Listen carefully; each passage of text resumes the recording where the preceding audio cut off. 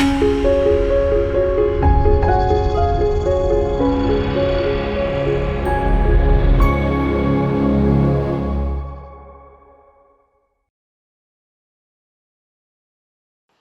మాత్రం. నేను మీ journalist Navata. Welcome to our voice.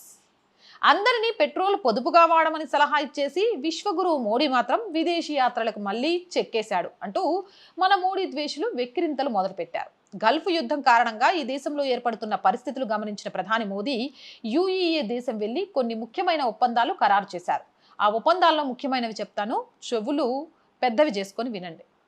భారత్కి నేల క్రింద రాతి గుహల్లో నిల్వ చేస్తున్న విశాఖపట్నం 1.33 మిలియన్ మెట్రిక్ టన్నులు, మంగుళూరు మిలియన్ మెటా, పదుర్ కర్ణాటక 2.5 మిలియన్ మెట్రిక్ టన్నుల నిల్వల సామర్థ్యం ఉంది. తాజా ఒప్పందం ప్రకారం యుఏఈకి చెందిన జాతీయ చమురు సంస్థ ADNOC భారత్లోని వ్యూహాత్మక నిల్వ కేంద్రాలలో భాగస్వామిగా మారి ఈ SPR చమురు నిల్వలను ఏకంగా 30 మిలియన్ బ్యారెళ్లకు పెంచడానికి అంగీకరించింది.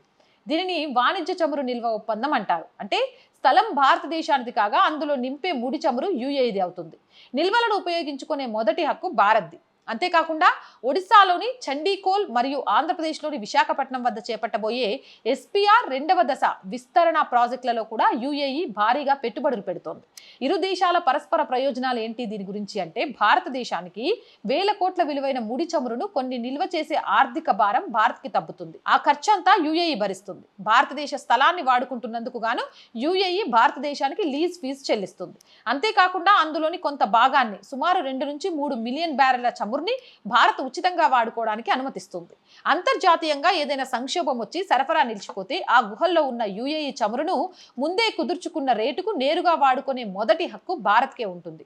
చమురు నిల్వ భారత భూభాగంలోనే ఉంటుంది కాబట్టి అత్యవసర సమయాల్లో ఓడల కోసం వేచి చూడకుండా కేవలం కొన్ని గంటల్లోనే పైప్ లైన్ల ద్వారా దేశీయ రిఫైనరీలకు తరలించవచ్చు. మరి దీని ద్వారా యుఏఈకి వచ్చే లాభం ఏంటి అనే కదా మీ డౌట్. అది కూడా చెప్తా వినండి.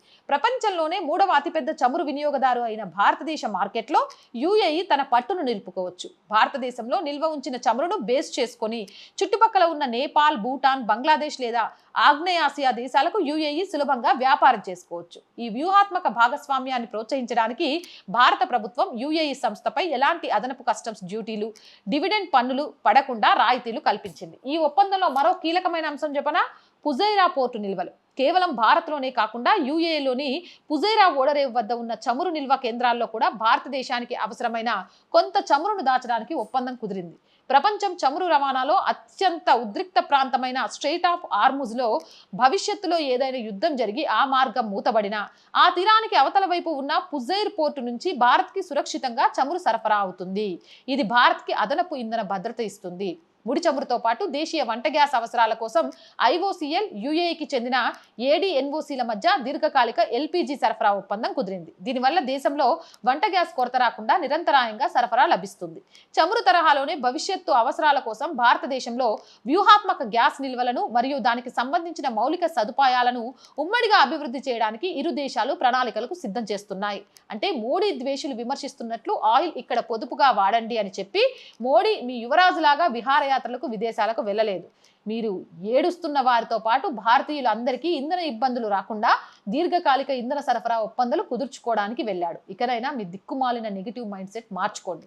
జై హింద్, జై భారత్. అండ్ మోర్ వీడియోస్ కోసం R group of channels, R voice, R political, R Sanskriti 3 ఛానల్స్ని వెంటనే సబ్స్క్రైబ్ చేయండి. కంటెంట్ బాగుంది అనిపిస్తే లైక్ చేయండి, షేర్ చేయండి. ఆర్థికంగా ఆర్ వాయిస్కి చేయూతనందించండి. ఆర్థికంగా సపోర్ట్ చేయాలి అంటే సబ్స్క్రిప్షన్ పక్కనే జాయిన్ అనే బటన్ ఉంది. 1 to 5 లెవెల్స్ ఉన్నాయి. ఏదో ఒక లెవెల్లో సపోర్ట్ చేయండి. లేదా స్క్రీన్ మీద గూగుల్ పే, ఫోన్పేతో పాటు అకౌంట్ డీటెయిల్స్ ఉన్నాయి. మీకు తోచిన సహాయాన్ని అందించండి. వ్యాపార ప్రకటనల కోసం 8328 500 576 నెంబర్ని సంప్రదించండి. జై హింద్, జై భారత్.